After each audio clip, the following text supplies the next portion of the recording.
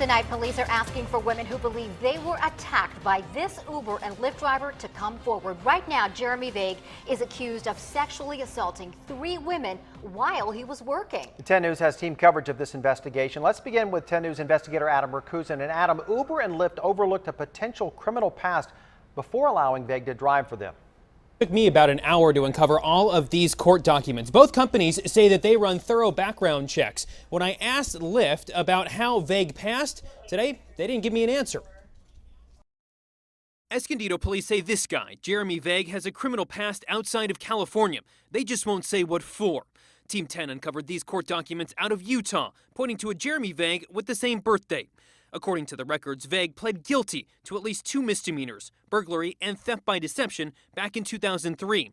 Vague also racked up a few traffic issues in Utah, including a failure to appear. Both Uber and Lyft say they run extensive background checks, yet Vague qualified as a driver. Uber says it follows criteria in California's law. Here's a look at what would disqualify someone: a criminal history with convictions for anything from child abuse to sex offenses and violent crimes.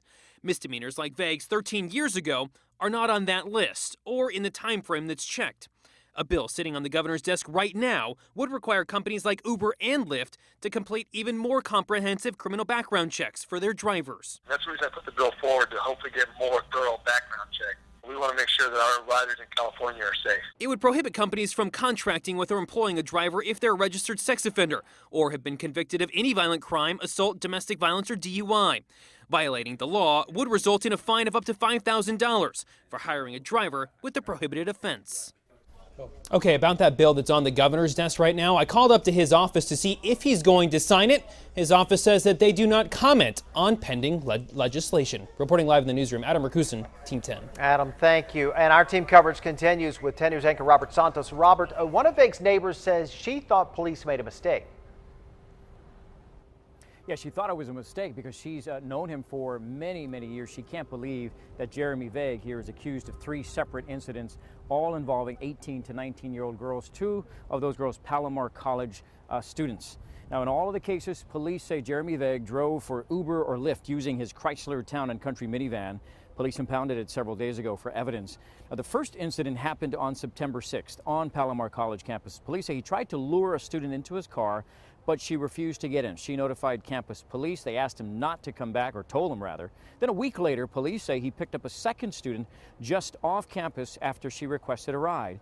They say instead of taking her to her home in Escondido, Vague, who is 7 feet tall, turned off his Uber app and then took her somewhere else and sexually assaulted her.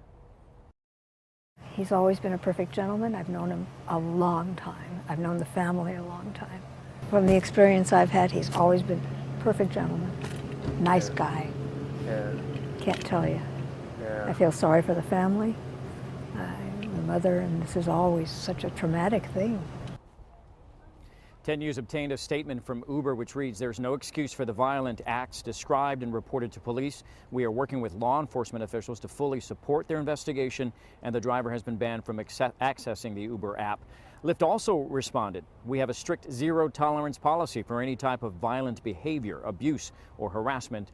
We have permanently deactivated the driver's access to the platform." Now, back here at Palomar College, a spokeswoman says they have emailed an alert out to students, reminding them or telling them about what happened and reminding them to remain alert out there. A third incident, by the way, again, happened in Escondido, and in that case, police say Vague inappropriately touched a girl who he was dropping off and a friend who was waiting for her.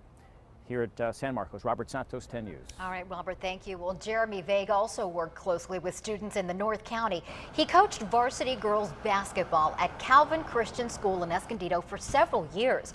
The superintendent says Vague no longer works at the school. He hasn't since last year's basketball season in the winter.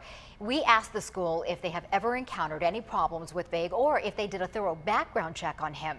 The school refused to comment. As soon as we learn any new information about Vague and his victims, we'll alert you through our 10 News mobile app. To download it for free, just search 10 News in the App Store.